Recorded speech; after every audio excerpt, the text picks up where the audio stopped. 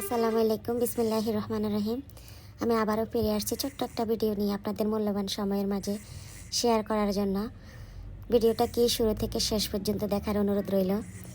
বাসি পোলাও দিয়ে কিভাবে নতুন করে বিরিয়ানি করা যায় বা খিচুড়ি করা যায়, পোলাওগুলো ফেলে দেওয়ার প্ল্যান করেছি। পরে চিন্তা করলাম ফেলে দিলে কেমন লাগে, খাওয়ার জিনিস ফেলে দেওয়াটা উচিত না।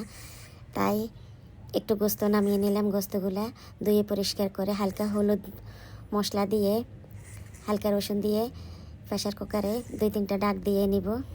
এরপরে এখানে আমি পেঁয়াজগুলো ব্রাউন কালার করে ভাজে নিচ্ছি।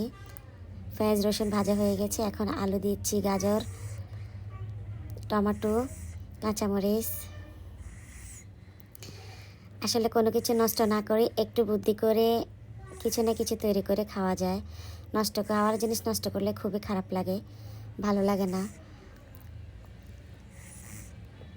তো এখন এগুলো ভালো করে ভাজি নিয়েছি। এখানে আমার গোস্তগুলো সিদ্ধ হয়ে গেছে। সত্যি কথা, খানা অপচয় করা আমি খুব পছন্দ করি না।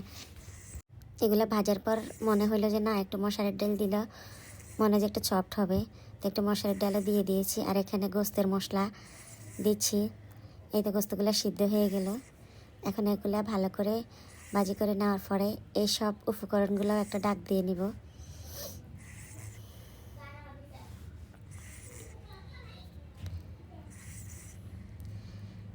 মাংসের মশলা দিয়ে দিলাম। আসলে অল্পতে অনেক মজা হয়েছে, না ফেলে দিয়ে একটু চেষ্টা করে তৈরি করে নিয়েছি, খেতে খুব ভালো লেগেছে।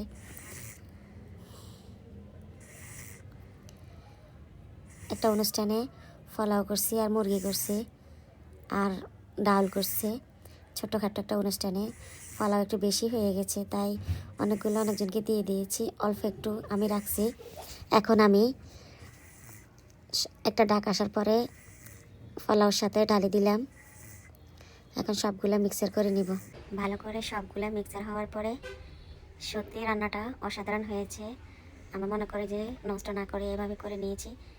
বিশেষ করে চাল ডাল খিচুড়ি যেভাবে রান্না করি না কেন, আমার মেয়েটা শুকনো এইভাবে রান্না করাটা খুব পছন্দ করে, তবে নরমগুলো খেতে চায় না।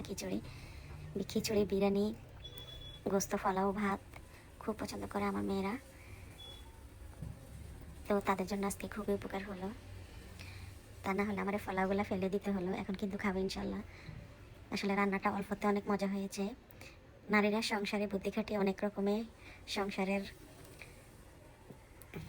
ফেলে দেওয়া জিনিসটাকে কাজে লাগাতে চেষ্টা করে, সত্য কথা বলতে কি। তো এই তো রান্নাটা শেষ হয়ে গেল। আজকে শুক্রবার, তাই খুব তাড়াতাড়ি খেতে বসে গেল। লেবু টমেটো দিয়ে সালাদ করছিল, ওটা দিয়ে এখন খাবে। আর এখানে আমি 3টা শসার পেজ নিয়ে একটা ভিডিও করলাম এর সাথে। তো ভিডিওটা কারো যদি বিন্দু পরিমাণ ভালো লেগে থাকে তাহলে লাইক কমেন্ট শেয়ার করে অন্য আপনাদেরকে দেখার সুযোগ করে দিবেন। আর কমেন্ট করে আপনাদের মতামত জানাতে পারেন। ভুল ত্রুটি হলে ক্ষমার দৃষ্টিতে দেখবেন। আসসালামু আলাইকুম।